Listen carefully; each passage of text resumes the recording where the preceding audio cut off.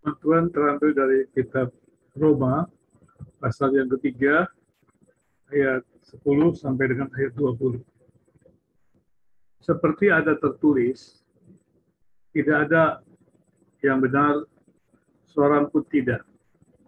Tidak ada seorang pun yang berakal budi, tidak ada seorang pun yang mencari Allah. Semua orang telah menyeleweng, mereka semua tidak berguna. Tidak ada yang berbuat baik, seorang pun tidak. Orang mereka seperti kubur yang ternganga, tidak mereka menyala-nyala,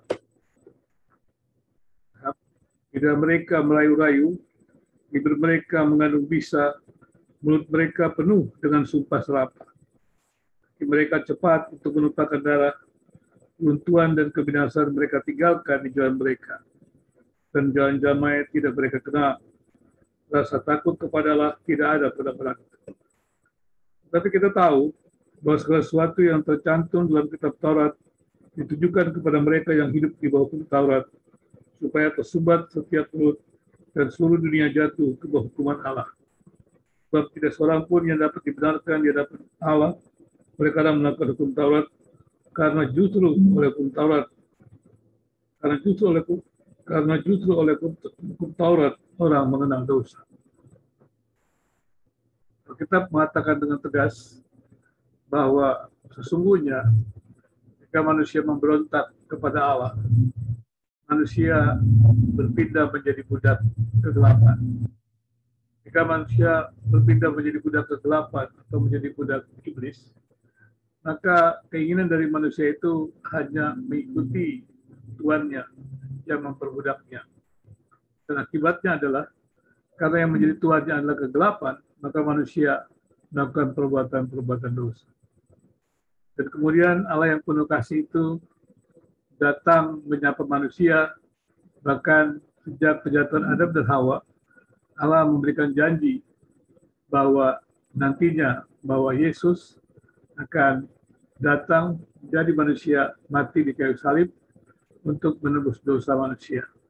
Sesuai dengan rencana Allah, yaitu rencana penebusan dosa bagi manusia. Dan kemudian sebelum Yesus lahir ke dunia ini, mati di kayu salib, Tuhan memberikan Taurat. Taurat diberikan kepada bangsa pilihan orang Yahudi, bukan karena mereka punya kelebihan, tetapi karena anugerah. Dan Taurat itu diberikan kepada mereka dengan tujuan supaya mereka menerima pengorbanan Kristus di kayu salib, dengan menyadari bahwa mereka tidak bisa mentaati Taurat dan hanya butuh anugerah Tuhan. Hanya karena anugerah Tuhan.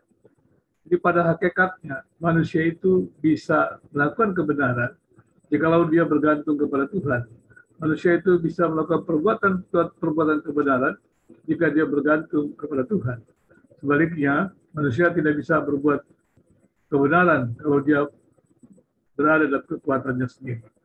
Ini merupakan sesuatu yang harusnya disadari oleh banyak orang juga.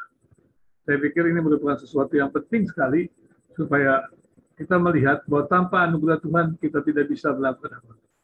Tanpa kasih Tuhan kita tidak bisa melakukan apa.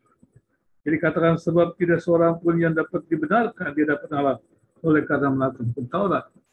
Maksudnya adalah tidak ada orang yang bisa melakukan hukum Taurat. Kalau ada orang yang bisa melakukan hukum Taurat, Tuhan akan membenarkan. Tetapi manusia yang berada dalam penjajahan dosa itu tidak dapat melakukan.